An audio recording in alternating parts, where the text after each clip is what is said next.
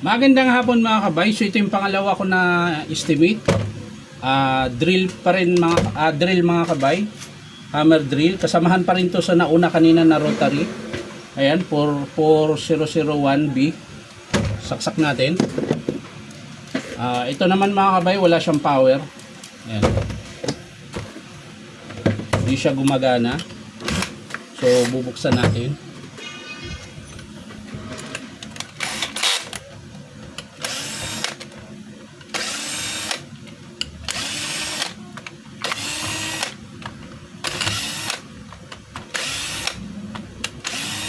So ayan, ulitin ko mga kabay, sa mga gusto magpa-repair, punta lang kayo dito sa Powerman Hardware 530 T. Alonso, Santa Cruz, Manila. Ayun, tostado mga kabay. Sunog po. Ayan. So ito naman mga kabay, pag mga ganitong sunog na, bihira na lang po pinapagawa. Pera na lang sa mga malalaking construction, pinapagawa pa nila ito. So ang pinaka-estimate nito mga kabay ay motor, armature, field coil. Ayan. So, tapos carbon maiksi na. Ayan. Mapapansin nyo mga kabay. Sunog na sunog po yung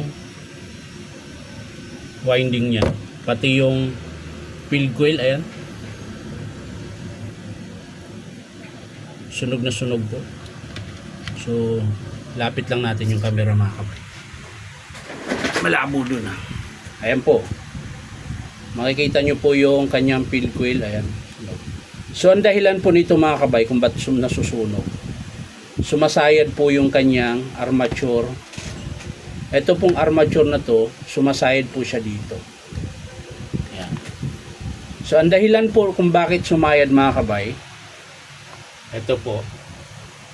Kaya po siya sumasayad dahil yung, di ba po minsan pag nagbabarina kayo,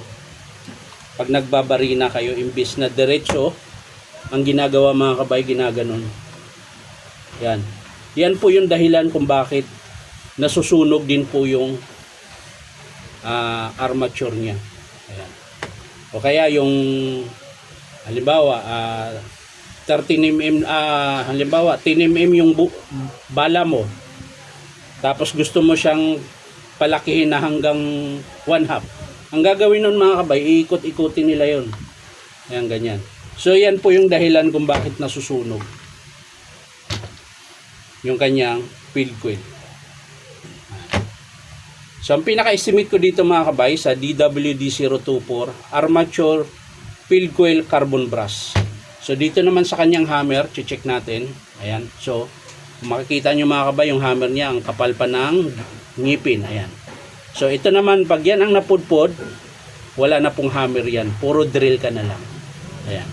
Kasi ito partner yung bearing housing tsaka spindle. Ito lang po yung nagpapagana sa hammer, yung ngipin na yan, tsaka itong ngipin na to sa bearing housing. Yan yung nagpapagana sa hammer niyo. Tapos chuck, papalitan din natin. Ayan. So pag mga ganong estimate mga kabay, bihira na lang ipapagawa yan. Di ko lang alam sa may-ari nito, kasi may-ari nito construction. So yung iba pinapagawa pa. So ulitin ko, ang estimate ko dito sa DWD-024 na 1/2 na drill ng DeWalt ay armature, field coil, carbon brass at yung kanyang chuck. So yan lang mga kabay, maraming salamat sa panonood at palike and share na rin po. At syempre po, baka pwede makahingi sa inyo ng isang subscribe dito po sa aking YouTube account na Inom Tabay. So maraming salamat. Bye bye.